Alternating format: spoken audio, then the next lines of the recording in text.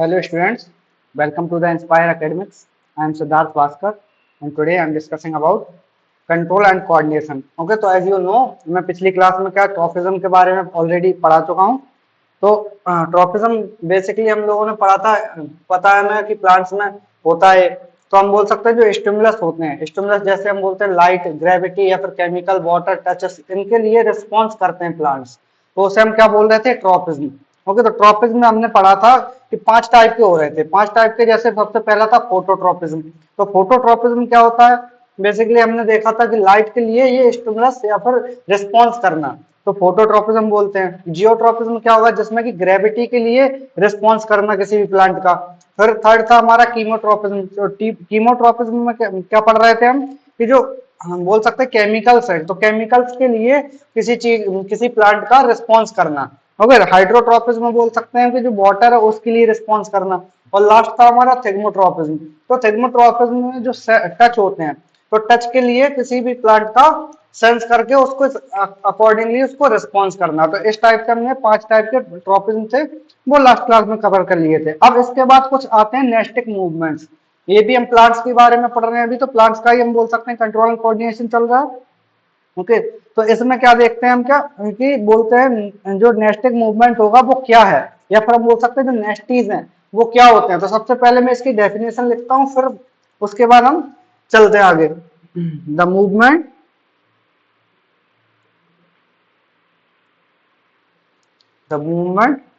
Of A plant part in response to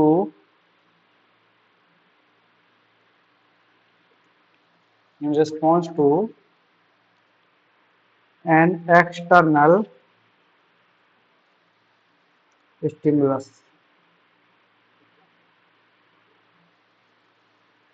in which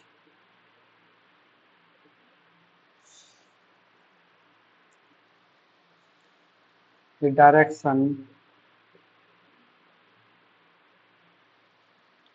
of response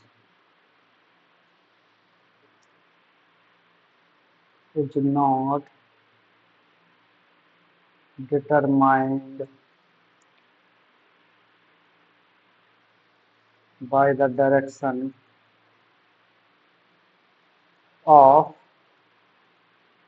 stimulus is called nastic movement। तो basically हमारे पास क्या होता है, कुछ स्टिमुलस होते हैं। तो स्टिमुलस के अकॉर्डिंगली या फिर हम बोल सकते हैं जो हम बोल सकते हैं रिस्पॉन्स कर रहे थे, तो उसे हमने बोल दिया tropism.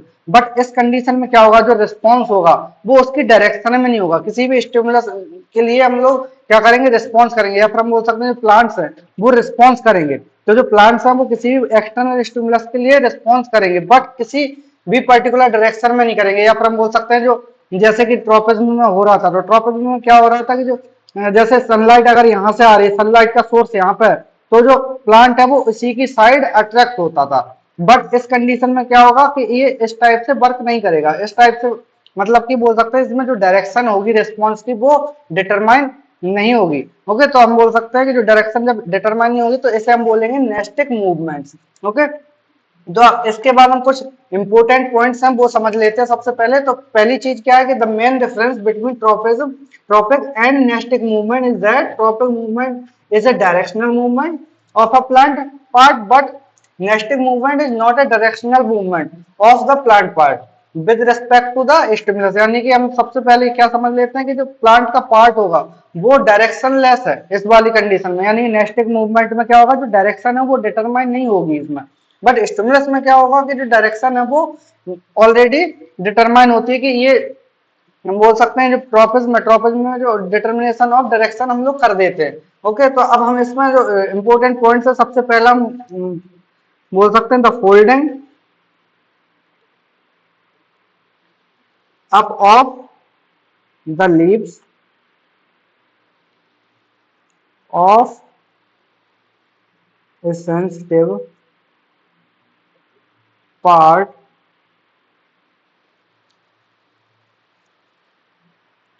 on touching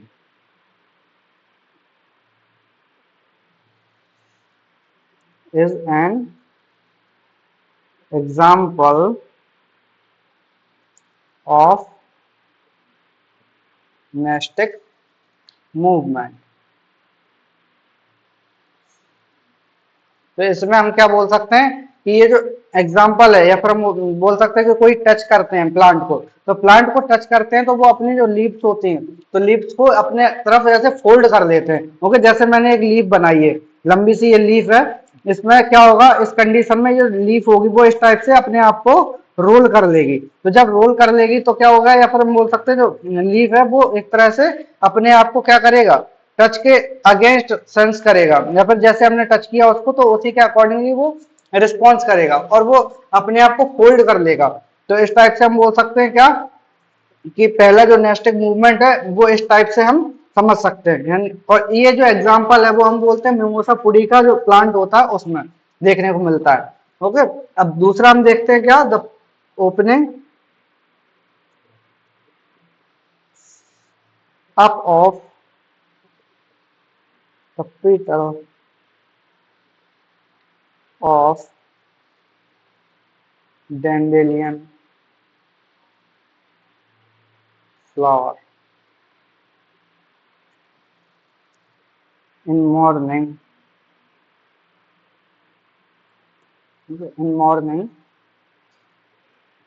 in bright light and closing in the evening।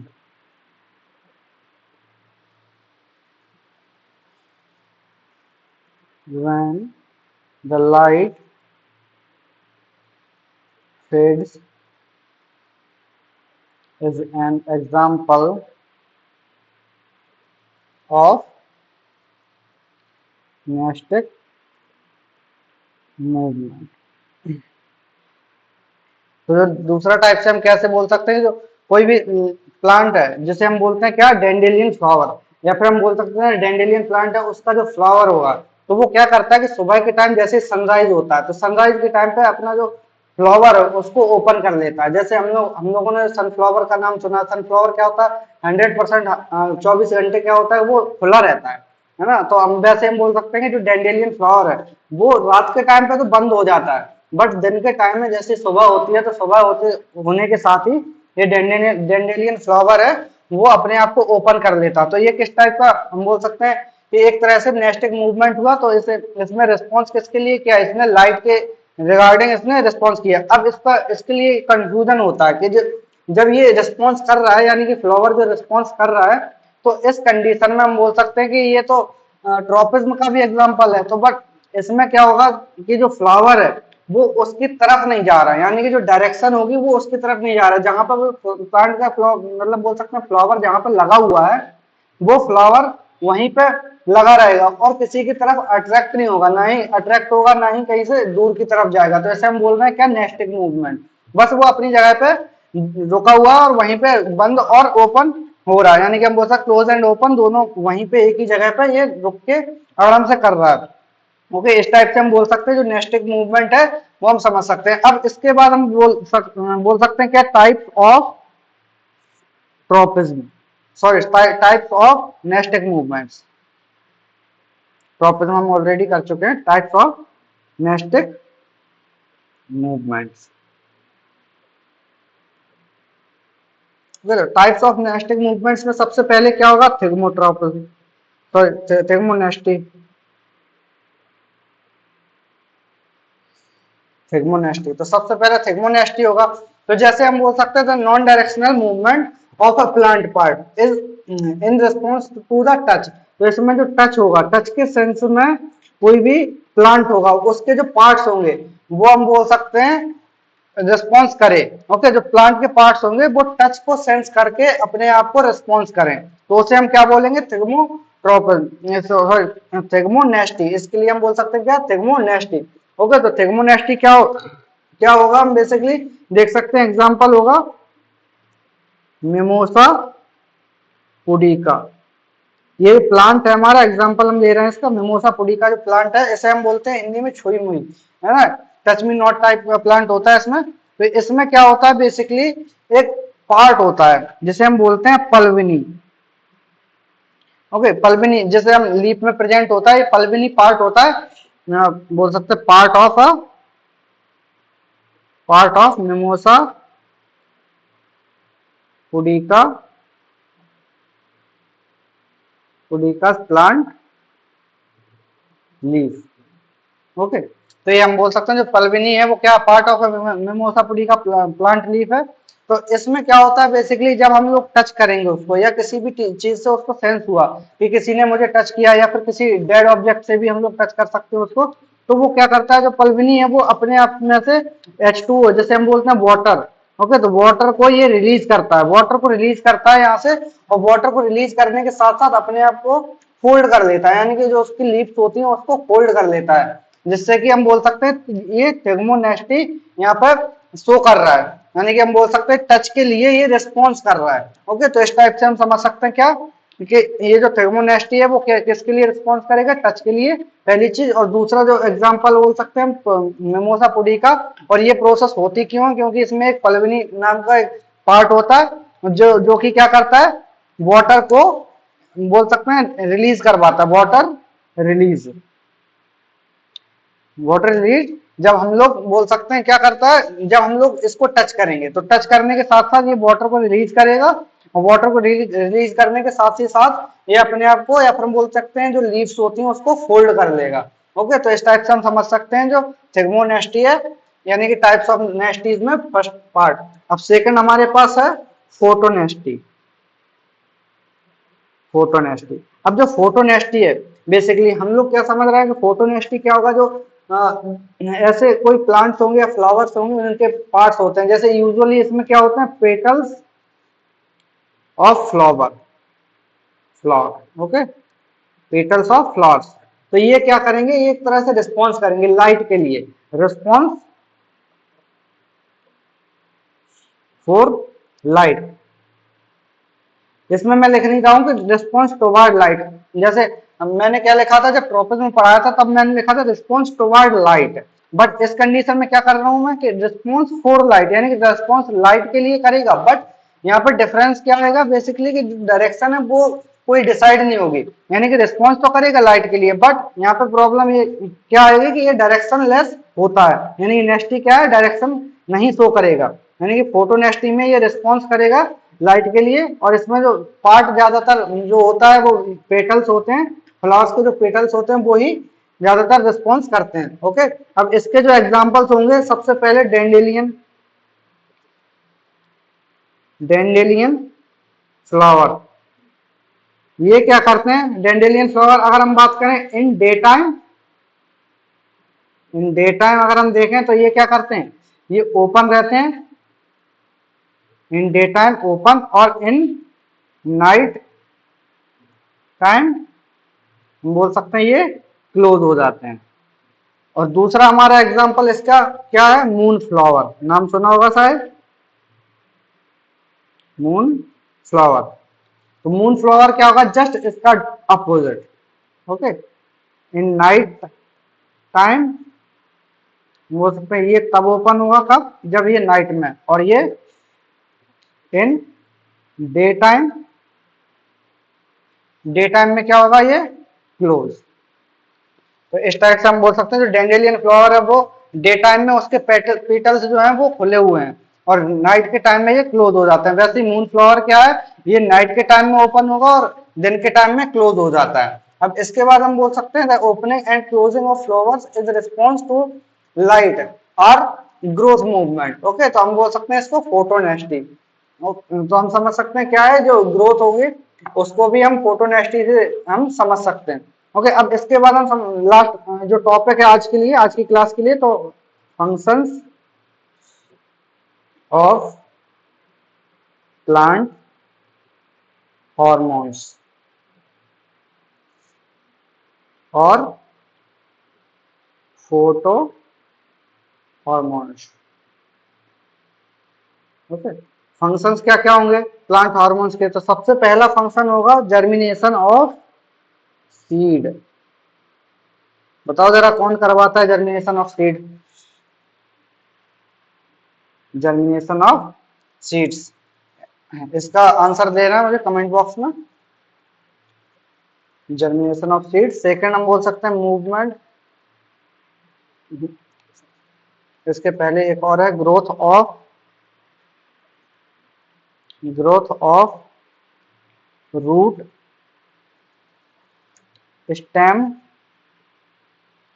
And leaves, movement of stomata. Okay, इसके अलावा हमारे पास है फ्लावरिंग